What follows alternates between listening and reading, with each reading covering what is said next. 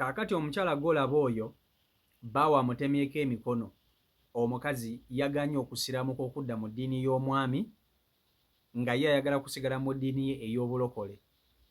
Bw'abeera ewaka omukyala abeera mu kusaba ng'aleekaana, omwami abadde awulira abikooye n'agamba nnyabo olina okusiramuka odde mu ddiini eyange bw'oba nga ggwe mukyala wange. Omukyala agamba nze nsigala ndi mulokole. Omwami yakutte ejjambiya n'atemako omukazi ono emikono ne gikutukako ne gigwa wali lwa kugaana kusiraamuka. Kaakati wuliriza, nga sinaba kutuusako vidiyo eno nkusaba ogimpereka like etambule tuke ku buli muntu. Nga sinaba kutwala wala njagala nsooka embuuze gwe wenna ndaba. Kya tteeka bw'owasa omukazi alina okudda mu ddiini yo nga ggwe omusajja? Newankubadde nti waliwo n'abasajja abamu be tulaba bakyusa amadiini ne badda mu ddiini y'abakazi. Kya tteeka omwagalwawo okukyusa eddiini n'ava mu ddiini gy'abaddemu n'adda mu ddiini y'omwagalwawe? Era ggwe osobola okukikola ggwe ndaba? Osobola okukyusa eddiini n'ova mu yiyo n'odda mu ddiini ya bbaawo oba n'odda mu ddiini ya mukyalawo? Kaakati omukyala ono abadde mufumbo ne bbaawe. Bbaawe musiraamu gwe yafumbirwa, omukyala mulokole. Be bano abalokole abasaba n'enzigi ne zikankana, endabirwamu ne zibula okuyiika. Nga bw'atandika okusumulula essaala owulira ne musisi ng'ayita anti akutula enjegere n'akutula empingu. Be bano abalokole bayita kkungwe.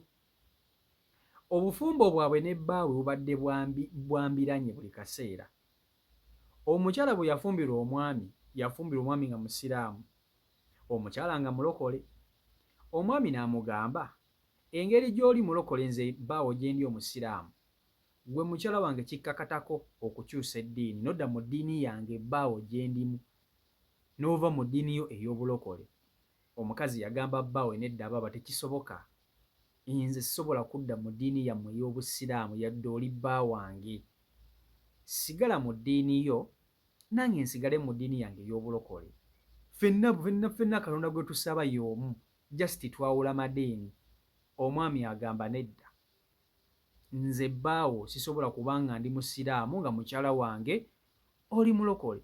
Kati nkutwala ntya mu mikwano gyange ne mu famire yange ng'ogaanye okusiraamuka? Famire yaffe basiraamu, mikono gyange gisinga obungi misiraamu, kati ate mbe n'omukyala nga mulokole? Omukyala yagaanye. Omukyala yakombye kwerima n'agamba nze sigenda kola ki? Kusiraamuka. Omusajja n'asirika. Babeerawo naye ng'era bayombayomba. Kati omukyala ono azuukuka ekiro n'asaba, naye bw'atandika okusaba omwami aba tajja kwebaka. Anti bw'atandika okukutula enjegere n'okugoba dayimooni n'emizimu, omwami aba tagenda kwebaka, aleekaana. Nkutula, nkola biki, nsumula eggundi. Nga omanyi abalokole nga batandise okusaba, ate bw'osanga omulokole nga yannyikira mu ddiini, muganda wange oyinza okulowooza nti yatandikawo okusaba. Omukazi ono abadde asaba ng'omwami tasobola kufuna tulo, ng'asaba aleekaana, asaba akola ki? Abantu abalokole mubamanyi nga batandise okusaba babeera baleekaana. Kati ye mukyalo ono, omwami we musiraamu, bo bwe baba basaala baba n'obudde mwe basaalira, si buli kaseera nti baba basaba. Naye omukyalo ono asaba n'ayita ne weyandikomye n'asukkawo n'agendera ddala. Kati omwami n'awulira nga mu butuufu abikooye. Yamulumye n'amugamba, mukyala, mu butuufu siraamuka, nkooye eby'okubeera nga buli kaseera oluusi otulo tumbula. Siraamuka. Tetugenda kubeera mu maka gano nga tulina emirembe nga ggwe mukyala wange ogaanye osiraamuka. N'emikwano gyange gye mpita eyo bansekerera, baŋŋamba omusajja omusiraamu lukulwe, obeera otya n'omukazi bw'atyo nga mukazi wo si musiraamu, otuswaza. Omukazi yagaanye okusiraamuka. Kati omwami kye yakoze ng'apangira omukyala ono, amupangira mikwano gye, ndowooza bo bajje bamubuulirire asiraamuke. Era nga omwami agamba mukyala we nti ninawo mikono gyange egigenda okujja okukulabako, ewaka beerawo. Ng'omukazi agamba tewali buzibu, nga mikwano gy'omwami gijja ewaka.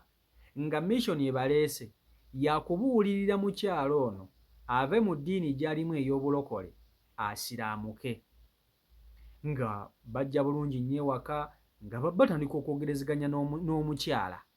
Bamubuulira naye nga gwe babuulirira bimuyita buyisi wano, bimuyita buyisi ku mutwe, nga talina kigambo n'ekimu kyawulira. Tayagala kuwulira kigambo nti nva mu ddiini yange ey'obulokole musimanya ngenda mu ddiini ya Buyisiraamu. Ku ddiiru ki? Ne bano mikwano gya bbaawe ababadde bazze okumubuulira okudda mu ddiini y'Obuyisiraamu nabo yabayisizzaamu eggaali. Yabagambye bassebo, okudda mu ddiini eyammwe gye mwagala nziremu mba olw'okuba bba wange musiraamu tekijja kusoboka. Nze ndi mukazi mulokole, ate omulokole kungwe. Bba wange asigale mu ddiini ye ey'Obusiraamu, nange nsigale mu ddiini yange ey'obulokole. Omukyala gw'olaba ono yagana n'okumuwoowa, kubanga bwe bakuwoowa, bbaawo waakuwoowa kyemmanyi ndowooza osiraamuka bw'obanga mukyala. Oba osooka kusiraamuka ne balyoka bakuwoowa, abasiraamu ndowooza musobola okumpabula mu kkaawo. Naye munnange omukazi ono mu mikwano gya bbaawe ate nabo yabayisiza muyisa ggaali ne bayomba olutalo nga lw'amaanyi. Mikwano gya bbaawe be baaganye okumuteeka mu mbeera ey'okumusiraamusa, bo ne batambula ne bagenda ne bagamba mukwano gwabwe bbaawe, munnange owange mukazi waatulemye, olaba tumutuuzizza ne tumubuulirira nga ffe mikwano gyo agannyo tuwuliriza, ensonga zammwe ne mukazi wo tuzikulekedde, naye ky'oba omanya nga ffe otuswaza. Ffe bakazi baffe baasiraamuka, era abamu ku mikwano gy'abazze omukyala bamugambye naffe bakazi baffe baali balokole, naye omukazi yenna bw'afumbirwa omusajja kimukakatako okudda mu ddiini y'omwami. Omukazi byonna yaganye obbiwuliriza. Bano abagenyi olwabadde okugenda, omusajja yalabiridde ddala ng'omukazi ono amuswaza ate amumanyiira. Omusajja yagenze n'akwata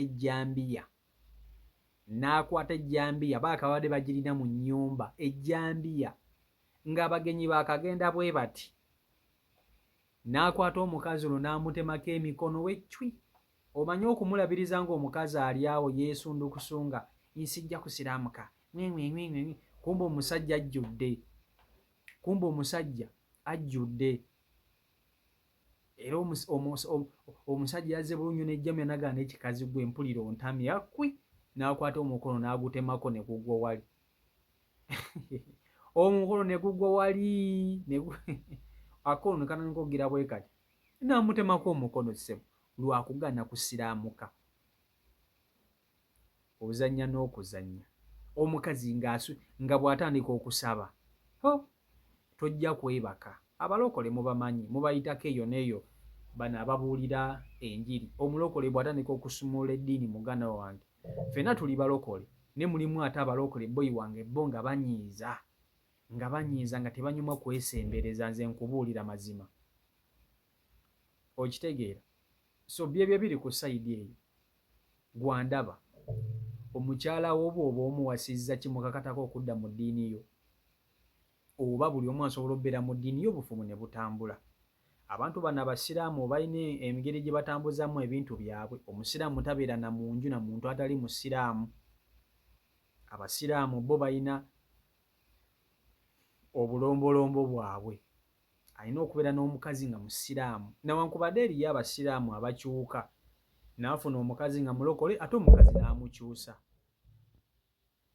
Nange maama wange omuto yakyusa bbaawe n'amuzza mu ddiini y'obulokole. Omusajja yali musiraamu era ewaabwe nga basiraamu, n'abaana amannya balina masiraamu, naye baakyuka lwa mukazi. Sorry. So byebyo biri ku sayidi eyo. Si Michael Uganda YouTube channel kwoli, mwebale nnyo okuba nti ate mugobera beekumira ku mukutu, mwebale okuba nti ate musubscribinga ssaako n'okuba nti ate mufollowinga. Mbaagala nnyo. Omukama Katonda abankumire, abankola obulungi obutagambika, mbeere bulungi. Mweraba. Peace and love.